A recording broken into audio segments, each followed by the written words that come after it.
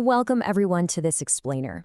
Look, if you've ever felt that crushing frustration of a misaligned product team, where everyone is working incredibly hard but somehow pulling in entirely different directions, you are in exactly the right place. Today, we're bringing high energy and absolute focus to a structured playbook designed to solve exactly that problem. We're going to dive deep into Amplitude's North Star framework, which is just this brilliant strategy for transforming all those fragmented efforts into laser-focused impact. So let's dive right in. Here's our roadmap for the explainer today. We're going to cover 1. The alignment problem, 2. The North Star framework itself, 3. The North Star checklist, 4. Which game are you playing? And finally, Section 5, Finding Your North Star. All right, let's jump straight into part 1, the alignment problem. Before we look at the actual framework, we really need to understand the human problem that makes it so necessary in the first place. Let me tell you about Tia. She was a product manager and designer at a huge B2B software company. And for 4 years, she did literally everything right. She advocated for the user, she focused on outcomes over outputs, and her team was smart. They always brought data to the table. But despite all of that, she was completely burning out. Why? Because her company was caught in this endless cycle of shiny objects and what she perfectly called success theater. They suffered from vague pivots by PowerPoint. As she put it, it felt like they were always just talking past each other. And the root cause? Her team was speaking 3 entirely different languages: the language of the customer, the language of the product, and the language of the business. There was zero connective tissue. And this right here hits the nail on the head regarding the massive strategic shift we need to make to fix Tia's problem. We have to move from the old way to a true product-led organization. See, in the old way, the product is viewed basically as a cost center. Teams are just handed requirements, they build to rigid specs, and they measure success by superficial stuff like page views. But in a product-led organization, the product is the profit center. The entire focus shifts to actually solving customer needs, running rapid experiments, and measuring real human behaviors. But to make that leap, you need a powerful mechanism to align everyone. Which brings us to part 2, the North Star framework. That mechanism we just mentioned, it is the ultimate connective tissue between your product and the business. What's super interesting is how we can view this almost like a mathematical equation. Think about the flow of this framework. At the starting point, you have the work, your everyday tasks, the research, the coding, the designing. That daily work feeds directly into 3 to 5 key inputs. These inputs are highly actionable factors that you can actually control and influence. In turn, those specific inputs drive your one single North Star metric. And finally, that North Star metric acts as a leading indicator pointing directly to your ultimate business results and customer value. It's just this beautiful, logical chain of cause and effect. To put that into perspective, let's see how this builds out in the real world using a massive brand, Burger King. So their digital team really needed focus, right? They established a single North Star metric of digital transactions per user. But here's the genius part. They didn't just tell their teams to blindly go drive more transactions. Instead, they aligned their specific squads to drive the inputs. One squad focused solely on new user activation, another honed in on registration, and a third zeroed in on the frequency of coupon redemption. By focusing their daily granular work on those actionable inputs, they successfully fueled that single overarching North Star metric, all without stepping on each other's toes. Okay, moving right along to part 3, the North Star checklist. Because let's be honest, picking the wrong metric can send your entire company running off a cliff. So here are the 7 absolute non-negotiable rules for a strong North Star metric. It must express value to the customer, represent your strategy, be actionable, be understandable to non-technical folks, and be measurable. But I want to place a massive emphasis on rule number 3 here. It absolutely must be a leading indicator of success. It has to predict future results rather than just reflecting the past, like revenue does. And rule number 7, it cannot, under any circumstances, be a vanity metric. There's a really stark contrast between a feel-good vanity metric and a true North Star.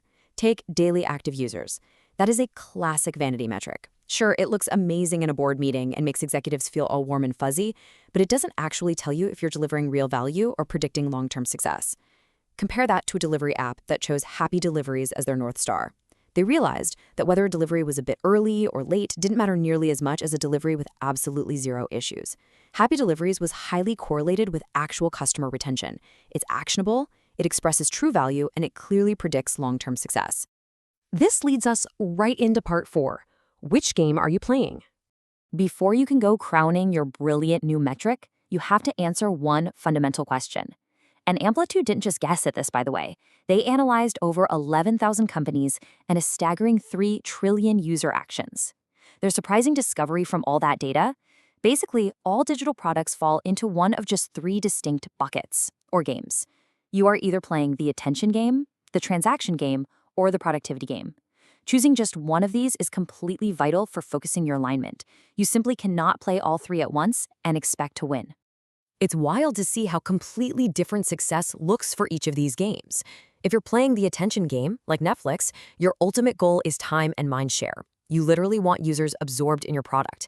But if you're playing the productivity game, like Salesforce or the legal research tool LexisNexis, your goal is efficiency. Success actually means your user gets in, finds their answer, and gets the heck out as fast as possible. And if you're playing the transaction game, like Walmart, you're competing for commerce and wallets. Bottom line, if you don't know exactly which game you're playing, your North Star is going to be totally disconnected from your actual business reality. Finally, let's bring it all home with part 5, finding your North Star. So let's get super practical here. You absolutely do not need some massive, months-long corporate retreat to figure this out. In just a highly structured 120 minutes, your team can run this exact agenda.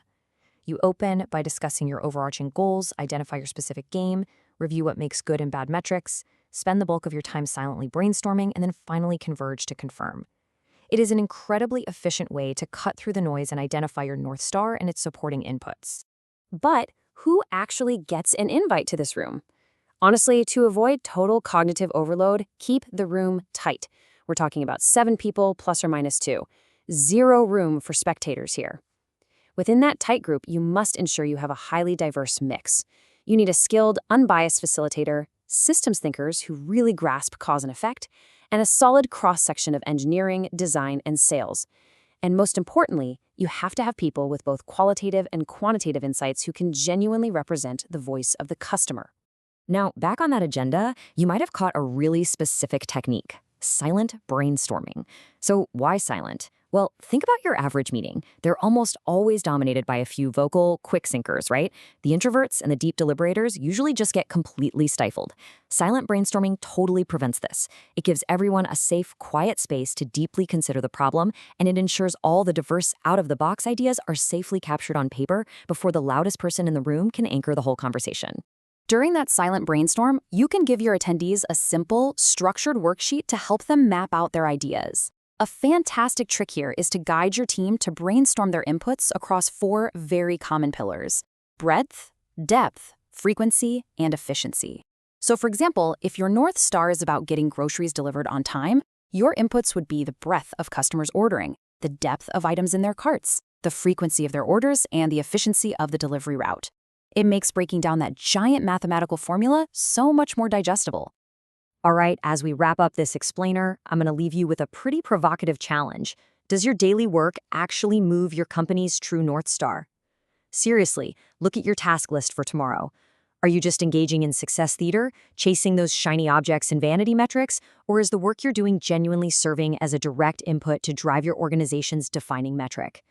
If you can't trace a clear line from your daily work all the way up to real customer value, well, it might just be time to get your team in a room and find your true north.